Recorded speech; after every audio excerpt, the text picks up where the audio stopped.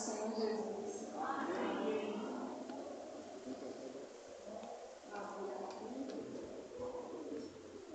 É uma alegria, né, estar aqui, uma responsabilidade imensa, enorme. E eu confesso que eu fui um pouco relutante em estar aqui. A Valéria falou comigo e eu demorei um bocado, né, Valéria, para confirmar contigo. E hoje mesmo muitas coisas aconteceram que poderiam me impedir de estar aqui hoje.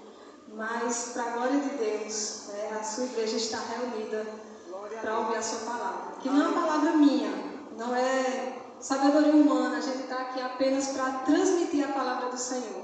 Todo o poder, toda a autoridade vem desta palavra aqui, que é viva e poderosa. Amém? Amém. E eu queria começar discutindo um tema que eu tenho certeza que os irmãos já ouviram, né? Em algum momento, pelo menos já ouviram falar no gnosticismo, né? Quem conhece, quem já ouviu falar em algum momento, alguma pregação, né? O que foi o gnosticismo? Era, na verdade, uma crença que surgiu no início lá da igreja e que acabou entrando na igreja. Ela foi mais forte no século II e III, mas já no início da igreja já estava lá contaminando os primeiros cristãos. E, dentre muitas coisas que esse grupo acreditava, o gnosticismo dizia que a redenção ela é obtida por meio da iluminação mística. Então, as pessoas iam adquirindo conhecimentos, elas eram iniciadas nessa crença, e elas conheciam um conhecimento secreto, e quanto mais elas ascendiam nesta forma de culto, né, nesta organização, elas iam adquirindo novos conhecimentos, e esses conhecimentos trariam a redenção do espírito que estava preso ao corpo, né? Então isso foi chamado de gnosticismo.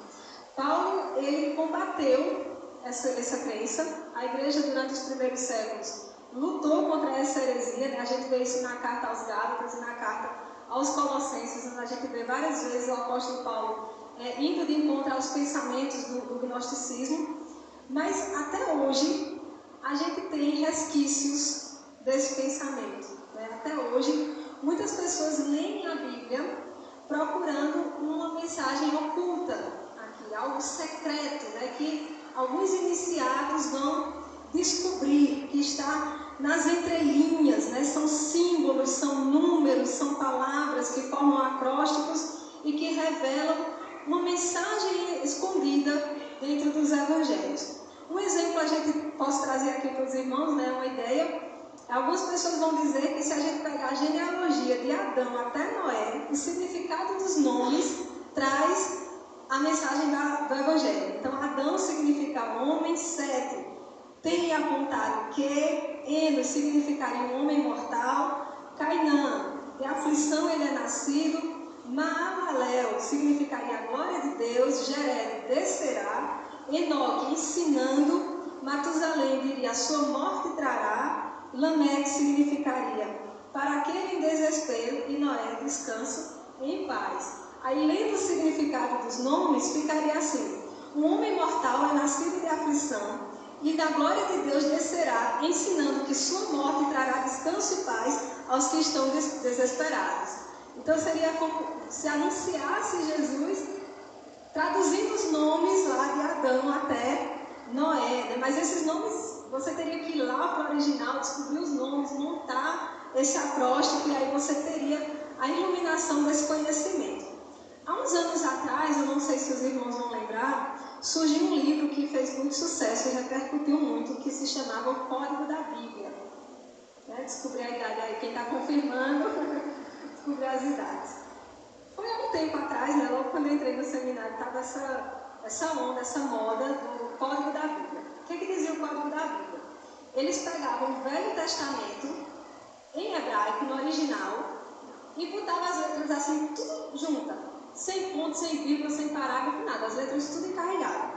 E eles começavam a fazer tipo caça-palavra, né? Agora caça-palavra assim, pulando 3, 4 letras, né? Para cima, para baixo, diagonal, e começaram a descobrir palavras ali, como por exemplo Hitler, Yasser Arafat, que estava em alta na época também, líder israelense, nome de líderes políticos, datas, né, específicas que relacionavam a guerras, e dizia que esse código estava lá oculto na Bíblia, e eles descobriram como se fossem profecias, ocultas, escondidas.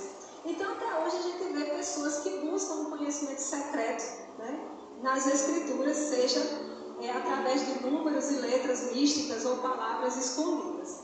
A questão é que realmente existem mistérios na Bíblia. Realmente existem conhecimentos que não estão para muitos claros. Mas a grande diferença é que os mistérios de Deus, eles são revelados.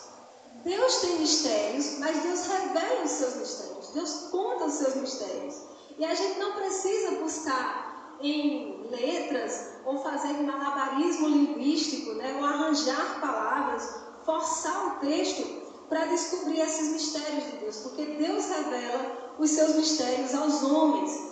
Vamos ver aqui alguns textos que confirmam isso. Os irmãos não precisam abrir, mas quem quiser tomar nota, confere em casa como um bom bereano. Daniel capítulo 2, versículo 22 diz: Ele revela o profundo e o escondido, e conhece o que está em trevas, e com ele mora a luz. Daniel capítulo 2, versículo 47.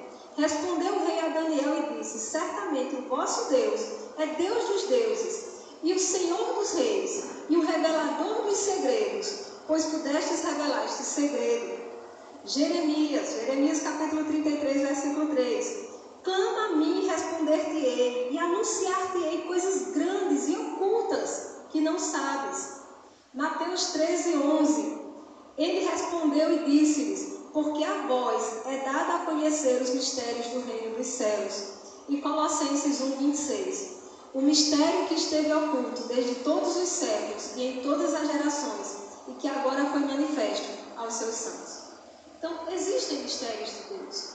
Mas para a gente encontrar os mistérios de Deus, a gente não precisa partir para um misticismo, para ler em entrelinhas, para ler textos, montando acrósticos, montando números secretos, números ocultos, porque os mistérios de Deus estão revelados.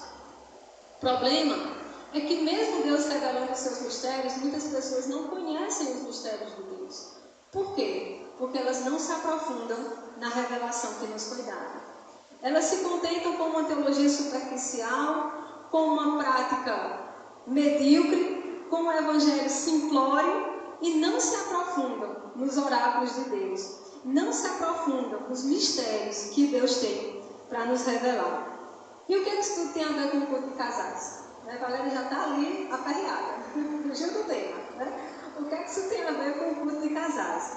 Vamos descobrir isso lá em Efésios, capítulo 5, versículo 22 até o 33. Abra sua Bíblia lá em Efésios, capítulo 5, a partir do versículo 22.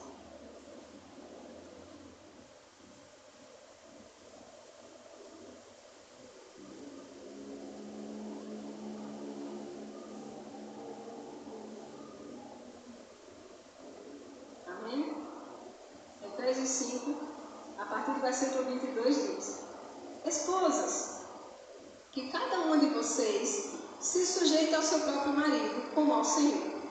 Porque o marido é o cabeça da esposa, como também Cristo é o cabeça da igreja, sendo ele próprio o salvador do corpo. Como, porém, a igreja está sujeita a Cristo, assim também a esposa se sujeita em tudo ao seu próprio marido. Maridos, que cada um de vocês ame a sua esposa, como também Cristo amou a igreja e se entregou por ela, para que a santificasse, tendo purificado por meio da lavagem de água pela palavra, para a apresentar a si mesmo como igreja gloriosa, sem mancha, sem ruga, nem coisa semelhante, porém santa e sem defeito. Assim também o marido deve amar a sua esposa, como ama o próprio corpo. Quem ama a esposa, ama a si mesmo, porque ninguém jamais odiou o seu próprio corpo. Ao contrário, o alimenta e cuida dele, como também Cristo faz com a igreja. Porque somos membros do seu corpo. Eis porque o homem deixará o seu pai e a sua mãe, e se unirá à sua mulher, tornando-se os dois uma só carne. Grande é este mistério, mas eu me refiro a Cristo e à igreja. No entanto, também quanto a vocês, que cada um ame a própria esposa como a si mesmo, e que a esposa respeite o seu marido. Esse, com certeza, é o texto mais lido, mais usado, quando se trata de família, de casais, de relacionamento. Eu tenho certeza que todo mundo já ouviu alguma mensagem, algum estudo, Já leu algum livro sobre isso? Né? Alguma coisa você já tiveram contato com este texto quando se trata de casais, de família, de marido, de esposa e de relacionamento. Mas eu tenho a impressão que esse texto ainda não está sendo explorado como deveria. Muitas vezes ele é aplicado para falar dos papéis, né, do esposo e da esposa, dos papéis no casamento, dos deveres familiares, mas a gente pode estar caindo no risco de estarmos numa teologia muito rasa, de estar em algo muito superficial. Porque Paulo fala aqui no texto, no versículo 32, grande é este mistério. Então existe um mistério nesse texto. Existe algo que precisa ser desvendado aqui. Existe algo que a gente precisa explorar para alcançar o que Paulo está querendo dizer com esse texto, porque há um mistério, há um grande mistério nesse texto, e a gente precisa conhecer os mistérios de Deus. É por isso que nessa noite a gente vai falar sobre conhecendo os mistérios de Deus na família. Não para a família, na família. É o mistério de Deus neste texto. Ele fala aqui sobre a esposa, fala sobre o marido, e de repente a gente poderia pensar nos cotidianos da casa, né? No que a gente faz no nosso relacionamento cotidiano, no dia a dia, quando acorda, toma um café, na hora do almoço, no jantar, para dormir, a convivência com os filhos. Tudo isso a gente poderia aplicar aqui nesse texto. Mas Paulo diz, olha, antes que vocês pensem que eu estou falando dessas coisas, não é disso que eu estou falando. Eu estou falando de algo muito mais profundo. Eu estou falando de algo muito maior do que as trivialidades da nossa vida. Algo muito maior do que a gente faz no nosso dia a dia. Dentro desse texto e de muitos outros, qualquer estudo sobre casais, qualquer livro sobre casais, corre o risco de cair nas coisas comuns da vida, trazendo conselhos para fortalecer o casamento que se apega a essas coisas. Então a gente poderia ter um pregador ou um palestrante falando coisas assim, olha, você precisa ter um jantar romântico por mês para fortalecer a união. Você precisa dar um beijo na sua esposa todo dia antes de sair de casa. Não sai de casa sem falar com ela. Não vai dormir sem conversar, sem fazer as pazes ou qualquer coisa desse tipo. Esses conselhos são bons, mas esses conselhos são hábitos superficiais dentro daquilo que Paulo está falando, porque Paulo ele quer trazer para a igreja dos Efésios um grande mistério. As coisas cotidianas da vida do casal são importantes, mas existem coisas ainda maiores por trás dessa dinâmica, que podem não estar sendo exploradas. E Deus quer falar sobre elas nessa noite. Amém? Então vamos orar mais uma vez. Senhor, obrigada porque estamos na Tua casa, Senhor. Obrigada porque nesta noite o Senhor nos trouxe até aqui. Obrigada, Senhor, porque apesar das dificuldades, apesar, Senhor, das circunstâncias, nós estamos aqui para ouvirmos o que Tu tens para nos falar. Senhor, usa a minha vida, Pai, com poder, com autoridade, mas que não seja, Senhor, em hipótese alguma, sabedoria humana. Que não seja, Senhor, palavras humanas, mas que a Tua palavra alcance cada coração. Que a Tua palavra, Senhor, transforme vidas, a começar em mim, Pai. Que preciso, que necessito, Senhor, diariamente ser alcançada pela Tua graça, Pai. Em nome de Jesus, se faz presente nesta noite e fala conosco, em nome de Jesus. Vamos lá para Efésios. Efésios, capítulo 5, versículo 22. Vamos ver qual é o mistério de Deus na vida da mulher e na vida do homem. Começando com o versículo 22, que diz, esposas, que cada uma de vocês se sujeite a seu próprio marido como ao Senhor. A gente já ouviu tanto isso. A gente já escutou tanto isso. Que as esposas devem ser submissas aos seus esposos. E isso aparece 4 vezes na Bíblia. Esse mandamento é repetido 4 vezes, que é para ficar bem claro, né? Bem endossado. E ainda é ruim de ouvir, né? A gente escuta, mas ainda escuta assim, meio não gostando. E aí a gente tenta justificar o texto, né? Eu já vi muitas explicações sobre esse texto. Comentários bíblicos, inclusive, que vão explicar o que Paulo quer falar aqui. E notas de rodapé, de bíblias de estudo, pregações e mensagens. e livros sobre isso. Mas como assim sejam submissas, né? É desse jeito mesmo, né? Tem certeza, Paulo? Era isso? A gente vai chegar lá no céu e vai dizer, Paulo, tem certeza que é isso mesmo? Aí eu já ouvi explicações que vão dizer o seguinte: quando Paulo fala esposas sede submissas, ele está fazendo uma referência ao Gênesis, onde ele vai dizer que ser submisso é estar debaixo de uma missão. Né? Ele traz aí a etimologia da palavra. Ele vai dizer, o marido tem uma missão e a mulher está debaixo da missão, submissão. Ou seja, ela compartilha a mesma missão que ele. Outros vão dizer que não é, porque ele está abaixo, mas ela está ao lado. Né? Aí vai fazer a referência, Deus tirou a mulher da costela ao lado, para mostrar que ela está ao lado dele, para ajudar ele. Isso seria a submissão.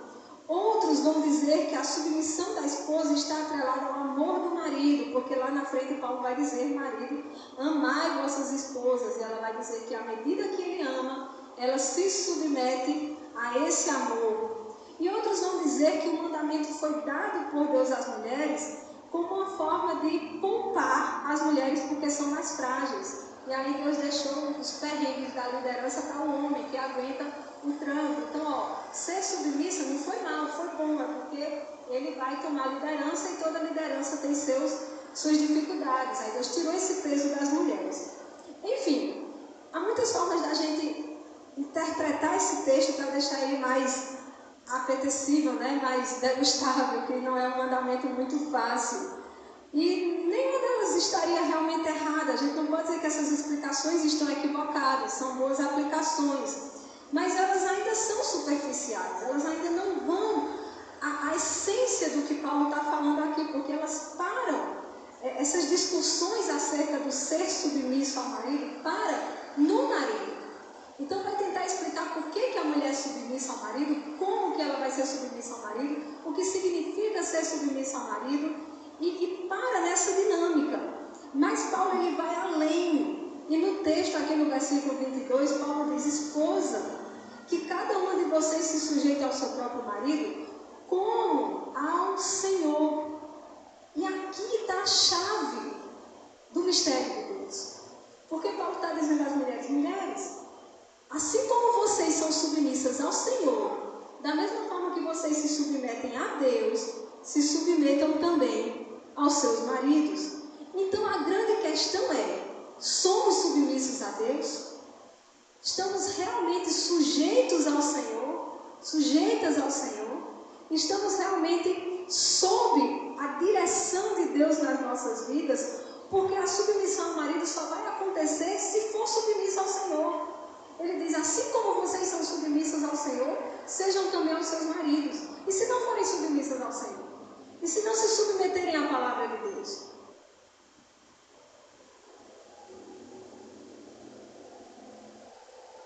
Parece muito desagradável quando Paulo insistentemente fala que as mulheres devem ser submissas aos esposos.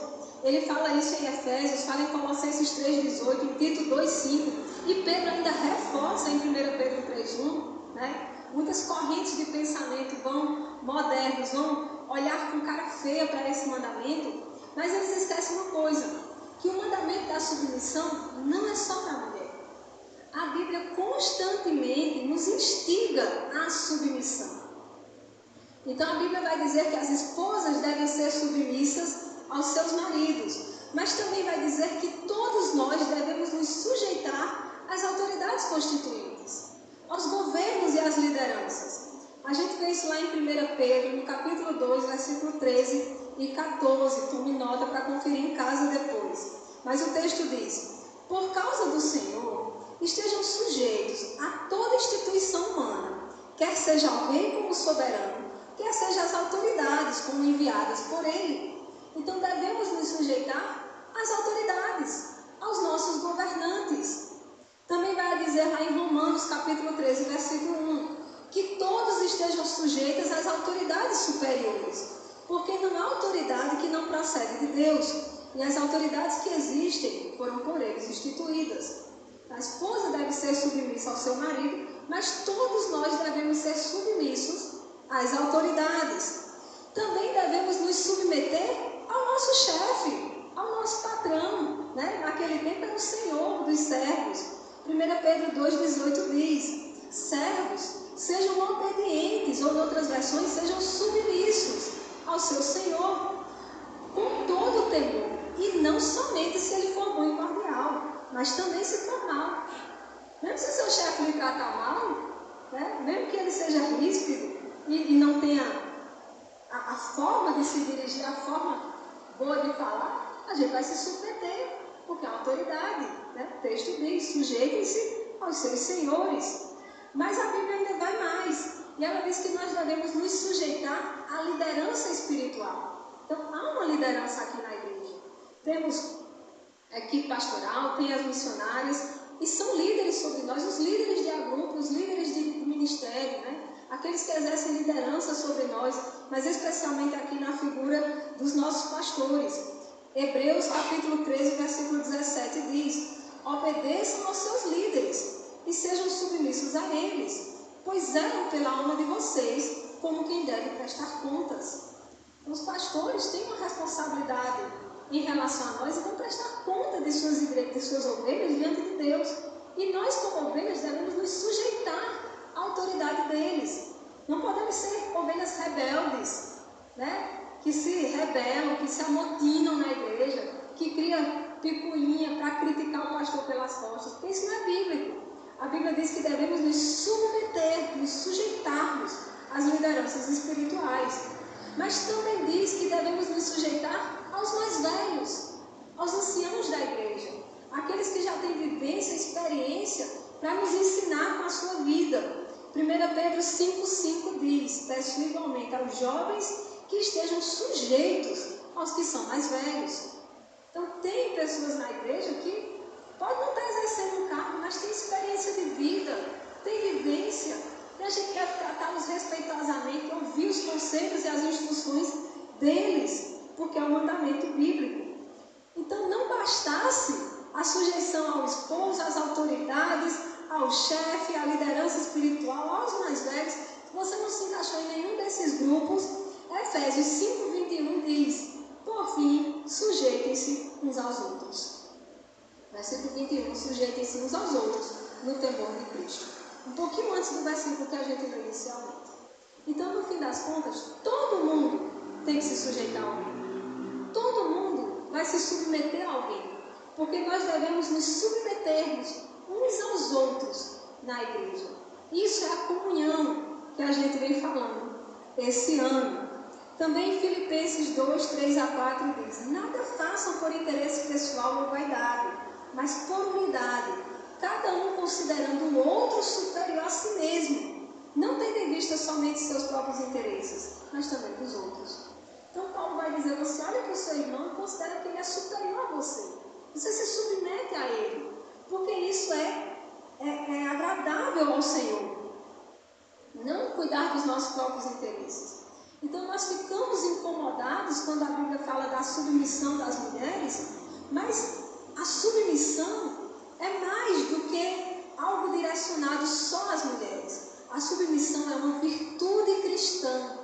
Sujeitar-se, submeter-se a quem está numa posição superior à nossa, sujeitar-se ao próximo, sujeitar-se ao meu irmão, é uma virtude cristã e ela deve ser exercitada por todos. Mas por que a Bíblia insiste tanto na submissão? Por que traz um mandamento tão difícil? Um mandamento tão contrário ao que a gente quer fazer pela própria natureza? Por que essa ênfase à submissão que a Bíblia traz? Sabe por quê? Porque Jesus foi submisso. Jesus se submeteu. Jesus foi um exemplo de submissão. E a meta, a nossa meta, o nosso propósito de vida, a razão de existirmos é ser semelhantes a Jesus. A nossa meta de vida não é sucesso profissional. A nossa meta de vida não é paz e tranquilidade. A nossa meta de vida não é uma vida longa e próspera. A nossa meta de vida não é nem mesmo uma família perfeita. A nossa meta é sermos semelhantes a Jesus. E o que foi que Jesus fez? Filipenses capítulo 2, versículos 5 a 8. Paulo diz: tenham entre vocês o mesmo modo de pensar de Cristo Jesus, revestindo na forma de Deus, não considerou ser igual a Deus algo que deveria ser retido a qualquer custo. Pelo contrário, ele se esvaziou, assumindo forma de servo e tornando-se semelhante aos homens, e reconhecido em figura humana, ele se humilhou, tornando-se obediente até a morte, e morte de cruz. Jesus foi submisso. Jesus foi submisso à vontade de Deus. Jesus foi submisso ao plano de Deus, a ponto dele se esvaziar de si mesmo, não se apegar à divindade que ele possuía. Ele vem ao mundo como um homem pobre, humilde, limitado como um ser humano, sofreu as dores dos seres humanos, passou pelas angústias da humanidade em submissão a Deus. Ele podia a qualquer momento ter dito: fica tudo aí e volta para o céu. Largar essa cruz aqui, vou sair daqui agora e voltar para o céu, sem padecer uma única dor, sem cair um único pingo de sangue. Mas ele permaneceu onde estava, em absoluta submissão à vontade de Deus. Hebreus capítulo 5, versículo 7 diz: durante os seus dias de vida na terra, Jesus ofereceu oração e súplicas em alta voz e com lágrimas àquele que podia salvar da morte, sendo ouvido por causa da sua reverente submissão. Jesus foi submisso, e se nós queremos ser iguais a Ele, nós temos que ser submissos também.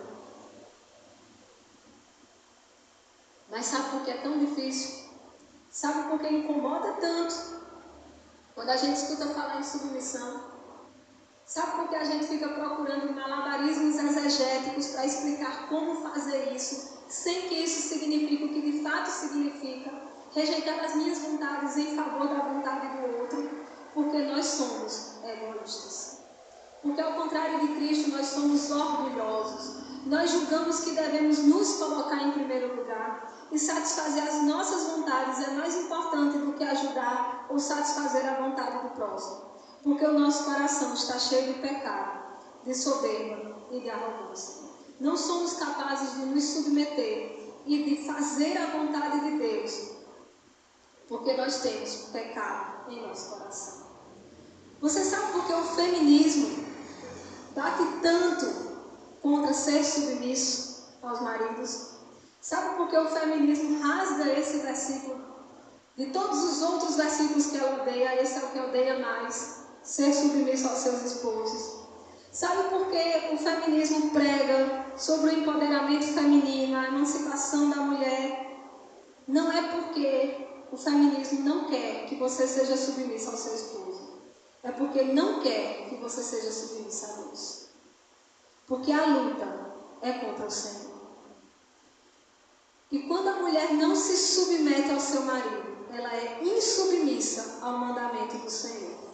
Portanto, nós precisamos urgentemente nos submetermos à vontade de Deus e colocar todo o nosso coração em suas mãos, colocar todas as nossas vontades na mão do Senhor, abrir mão da nossa soberba, abrir mão da nossa arrogância e nos humilharmos na presença de Deus e dizer: Senhor, eu vou obedecer o teu mandamento, porque é o Senhor que está mandando.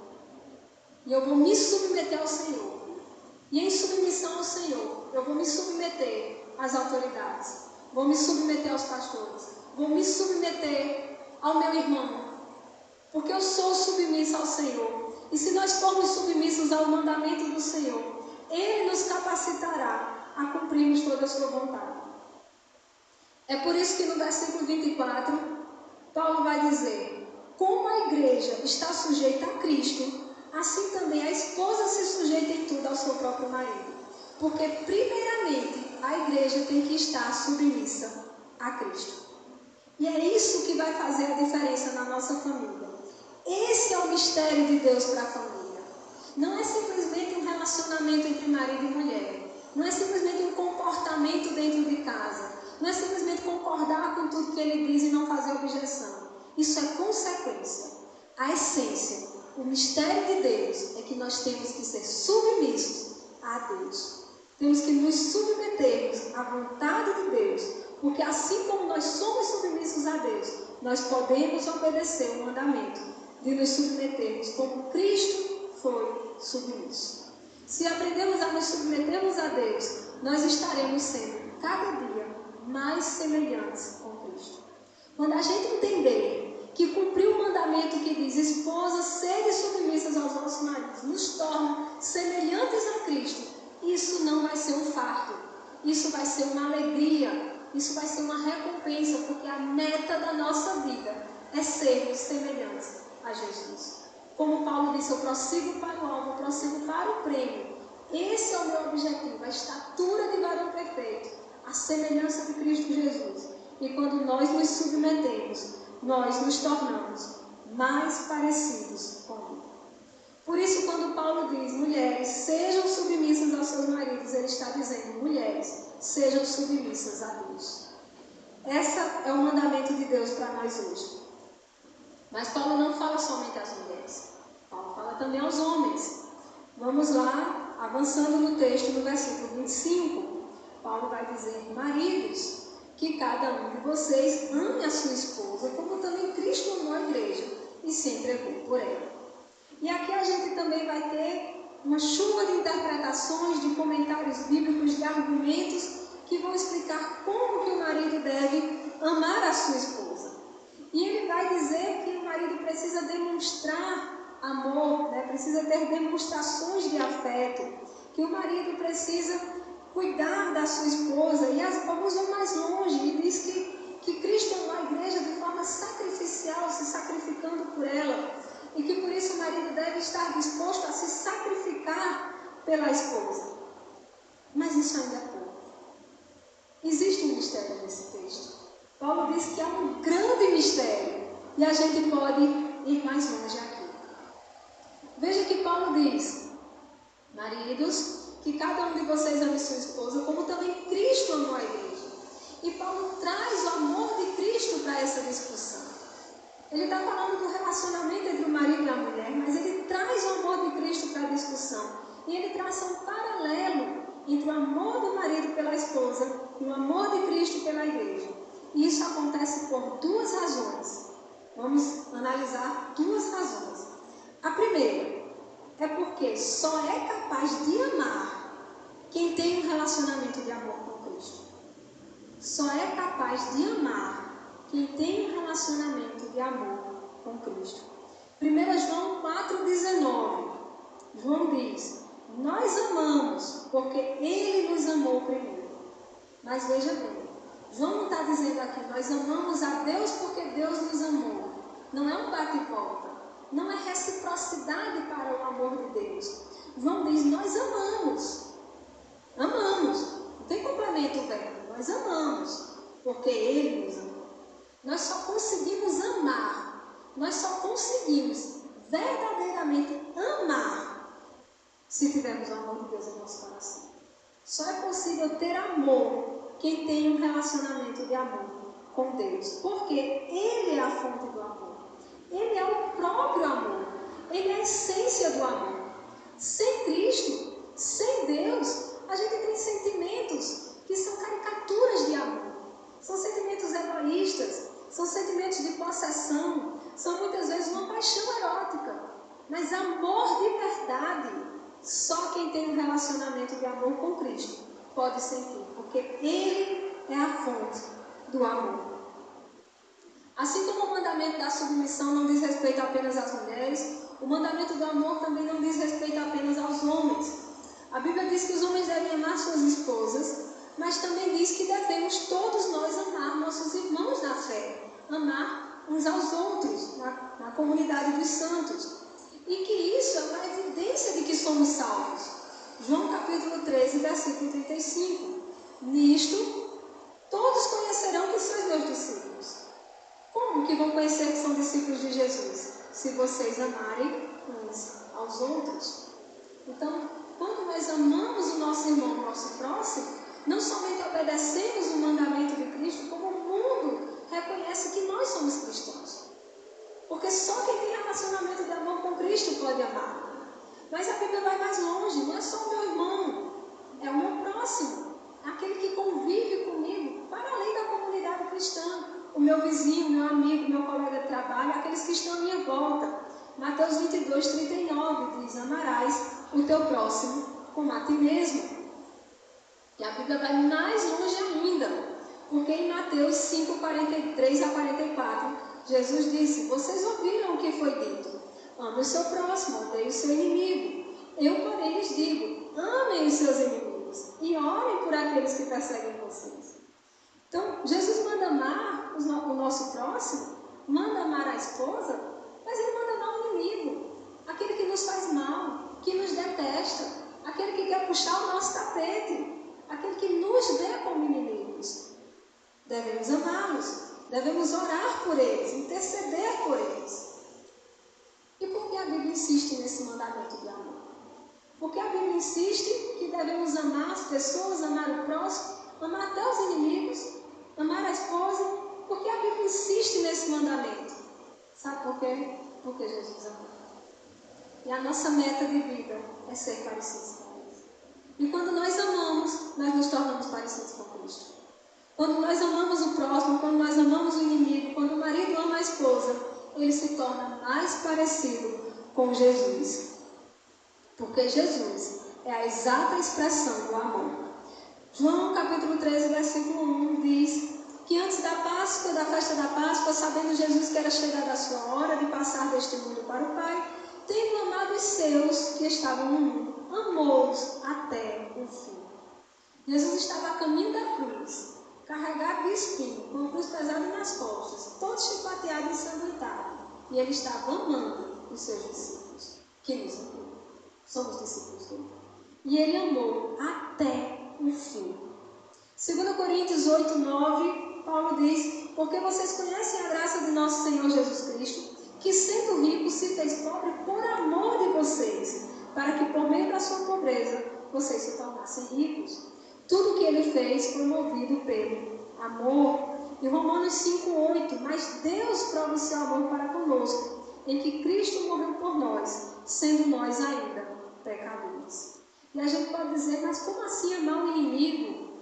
Como assim amar a esposa que é alguém tão difícil de conviver, alguém cheio de falhas e defeitos?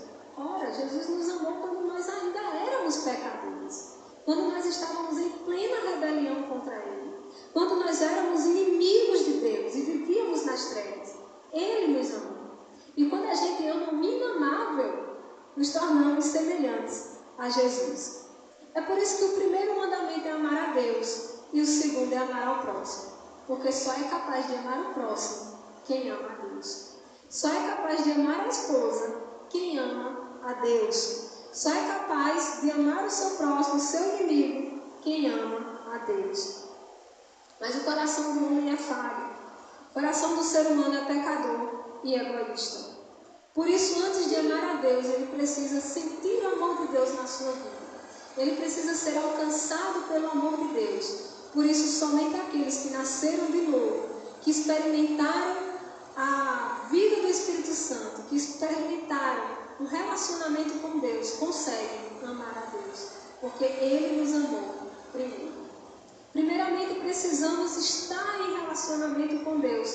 Primeiramente, precisamos experimentar o amor de Deus, para então sermos capazes de amar a Deus e então sermos capazes de amar ao próximo. E aí João vai dizer lá em 1 João 4,20: se alguém diz ama a Deus e odeia o seu irmão, este é mentiroso. Porque quem ama a Deus transborda de amor pelo próximo. Você não pode amar a Deus e não amar a sua esposa. É impossível, é mentiroso, é inaceitável, não tem como, porque o amor de Deus transborda no nosso coração. O amor de Deus transborda em nossas vidas. Então, quando Paulo diz: maridos, que cada um de vocês ame a sua esposa, Paulo está dizendo: maridos, amem a Cristo. Amem a Cristo de todo o seu coração, de toda a sua alma, de todo o seu entendimento. E esse amor vai transbordar na sua vida para alcançar a sua esposa, para alcançar o seu próximo e alcançar todos que estão à sua volta. Mas a segunda razão por que Paulo traz o paralelo entre o amor de Cristo e o amor à esposa, essa é muito importante, eu quero que você preste atenção.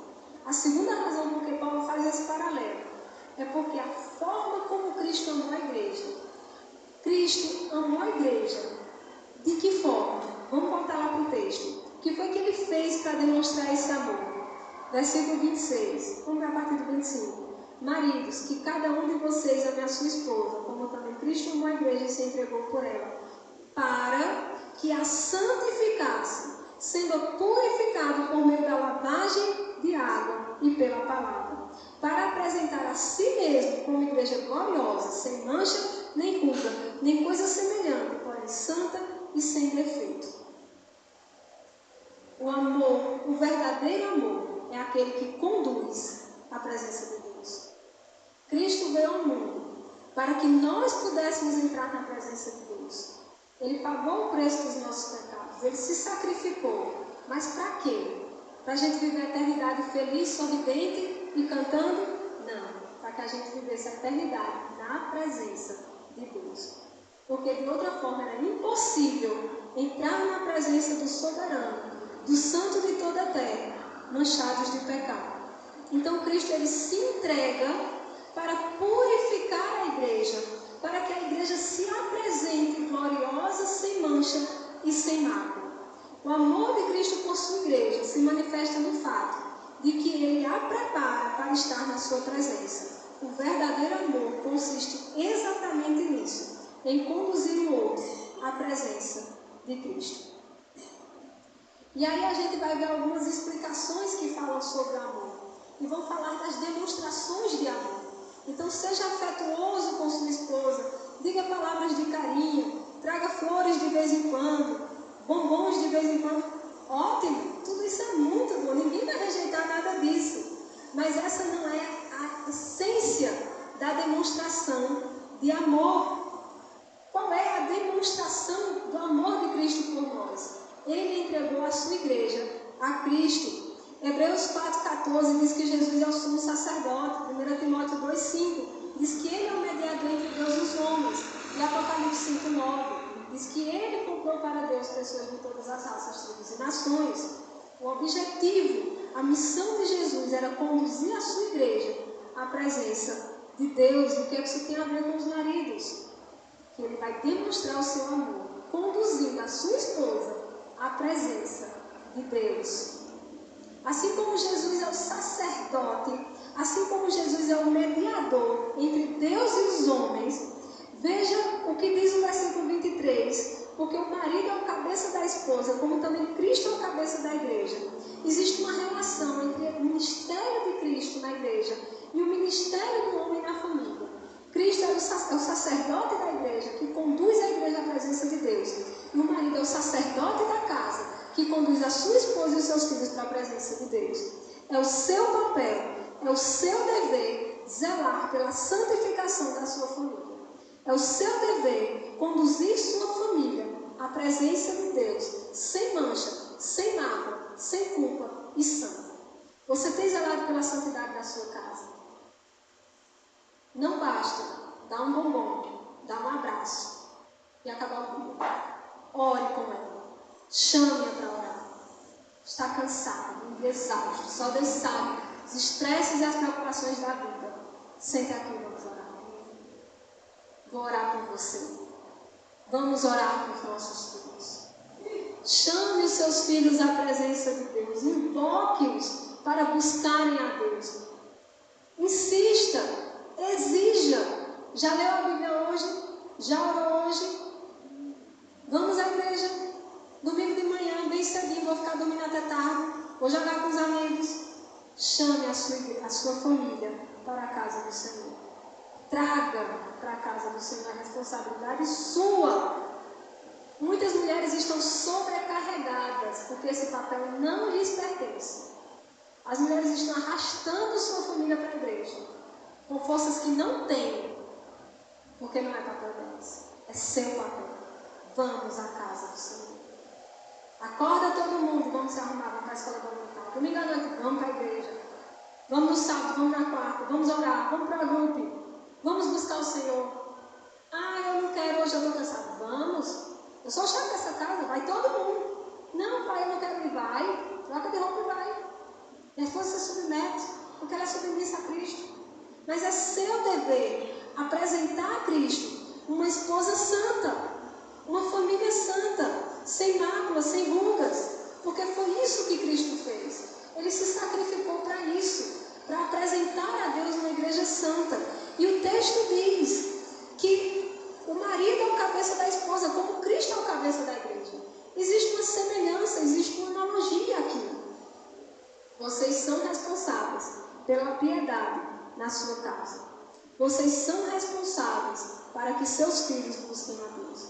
E você sabe que quando a mãe leva os filhos para a igreja, há um estudo que mostra isso. Há uma possibilidade de que os filhos permaneçam na igreja. Mas existe uma possibilidade ainda maior do que não filhos. Mas quando o pai traz para a igreja, as chances do filho permanecer é muito maior. Porque ele é o chefe da família. É o seu dever, é a sua obrigação. É assim que ele demonstra amor. Mesmo que todas as demonstrações sejam ótimas, sejam válidas, um abraço, um carinho, tudo é válido. Mas se não tiver o sacerdócio, ele está negligenciando o seu papel como pai. Esse é o mistério de Deus para os homens. Ame a Deus e você será capaz de amar sua esposa. Ame sua esposa e você vai lutar pela santificação dela. Você vai lutar pela sua vida de piedade. E você vai zelar por isso, como Cristo zela pela santidade da sua igreja. Mas se você negligencia o sacerdócio que Deus lhe deu, existe uma possibilidade muito grande de que você não ame sua esposa bastante. E pior ainda, pode acontecer de que você não ame a Deus o suficiente, a ponto de obedecer os seus mandamentos. A Bíblia diz: quem me ama, guardará os meus mandamentos. Se você não guarda os mandamentos do Senhor e não cumpre o papel que Ele lhe deu para a família, como você pode dizer que ama o Senhor? Vamos voltar para Efésios, capítulo 5. Vamos agora ao versículo 32. Já estamos caminhando aqui para a conclusão. Paulo vai dizer no versículo 32. Grande é este mistério, mas eu me refiro a Cristo e à igreja. Paulo está dizendo que a harmonia do relacionamento marido e mulher é muito importante.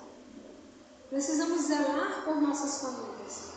Precisamos zelar pelo relacionamento conjugal, para a estabilidade da família, para a estabilidade da sociedade, que a família é a base da sociedade, para a edificação dos nossos filhos. Precisamos zelar do casamento, precisamos fazer tudo para que o relacionamento do marido e a esposa seja um relacionamento saudável, virtuoso, um relacionamento de paz, um relacionamento frutífero. Mas Paulo está dizendo que o mistério é grande e não é sobre isso. Existe um mistério maior que diz respeito a Cristo e à sua igreja. Existem muitas famílias disfuncionais no meio do povo de Deus. Existem muitos casais que vivem brigando, que não se entendem, que não conversam, que não dialogam. Existem muitos casais que já vivem separados, só moram na mesma casa. Existem muitos casais que discutem constantemente, que guardam rancor e ódio um pelo outro, e raízes de amargura profunda, de mágoas antigas e passadas que não foram perdoadas.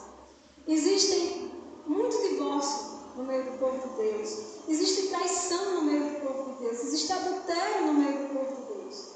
E o que nós podemos fazer sobre isso? Precisamos tratar do relacionamento marido e mulher com dicas, palestras. Podemos trazer um psicólogo aqui para falar e discutir sobre terapia de casal dentro da igreja. Não vai resolver o problema. Não vai resolver. Porque Paulo diz que o mistério é sobre Cristo e a sua igreja. Como é que a gente pode resolver os problemas de relacionamento entre casais no meio do povo de Deus? Precisamos restaurar o nosso relacionamento com Cristo. Você não vai restaurar o relacionamento com sua esposa. Você não vai restaurar o relacionamento com seu marido se você não restaurar o relacionamento com Cristo. Primeiro, a igreja tem que estar em harmonia com Cristo. O mistério é entre Cristo e a igreja. Por que tem tanta confusão nas famílias dentro da igreja? Por que tem tanta família desestruturada? Por que tem tanta família em desarmonia no meio do povo de Deus? Porque a igreja não está em comunhão com Cristo. Porque o relacionamento da igreja com Cristo está atribulado, está bagunçado, está sem harmonia, está desequilibrado. Por que o relacionamento da igreja com Cristo não tem fluído? Porque não há submissão. Porque não há submissão à vontade de Deus, não há submissão ao mandamento de Deus. Porque o relacionamento com Cristo está com dificuldades no meio do povo de Deus? Porque não há amor suficiente por Ele. Porque não temos amado a Deus o bastante para abrir mão das nossas vontades, para abrir mão do nosso ego, para abrir mão dos nossos sonhos e dizer não. Eu vou dizer não. Eu vou dizer não porque eu amo a Cristo. E a gente vai dizer assim, olha, essa situação é difícil, eu não quero fazer isso. Mas eu amo tanto o meu Cristo, que eu não vou criar rugas no meu relacionamento com Ele. Eu não vou quebrar minha comunhão com Ele. Eu vou obedecer o Senhor. Eu vou cumprir o propósito de Deus para a minha família, porque eu amo a Cristo. Ainda que não haja reciprocidade, ainda que o marido não corresponda, a mulher vai ser submissa porque ela é submissa a Cristo. Ainda que a mulher não corresponda, o marido vai amar e vai ser o sacerdote da sua casa, porque ele ama a Deus acima de todas as coisas. Mesmo que não haja reciprocidade, precisamos firmar o nosso relacionamento com Cristo, porque esse relacionamento sempre será recíproco. Nós só conseguimos nos relacionar com Ele, porque Ele primeiramente nos alcançou. Este é o mistério que Deus tem para as famílias. Este é o mistério de Deus na família. Precisamos buscar a Deus. Precisamos nos render a Ele e restaurar o nosso relacionamento com Deus.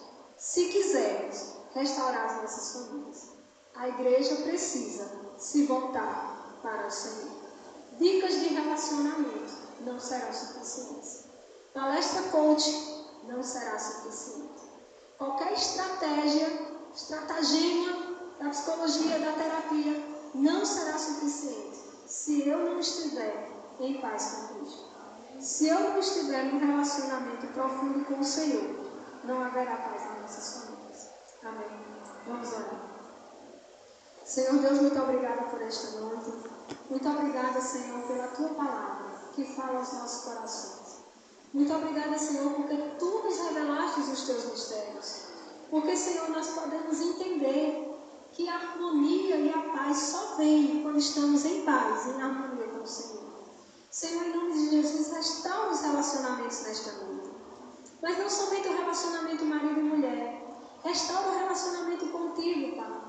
Aqueles que estão distantes do Senhor, aqueles que estão frios espiritualmente, aqueles que têm se distanciado, que têm guardado no seu coração dúvidas, aqueles que têm guardado no seu coração, muitas vezes, até raiva, até revolta contra o Senhor, contra a igreja. Senhor, em nome de Jesus, restaura o relacionamento contigo. Senhor, a ponte que está interditada, vem abrir os caminhos, Pai, para que nos acheguemos à Tua presença. Senhor, em nome de Jesus, se há frieza em nosso meio, se há frieza espiritual, que nos distancia de vir à Tua presença, que nos distancia de orar, de Te buscar na madrugada, pela manhã, a todo instante. Se há, Senhor, frieza que nos impede de ler a Bíblia, de buscar a Tua palavra, Senhor, tira nesta noite. Amém. Toda frieza espiritual, Pai, reaviva o nosso coração.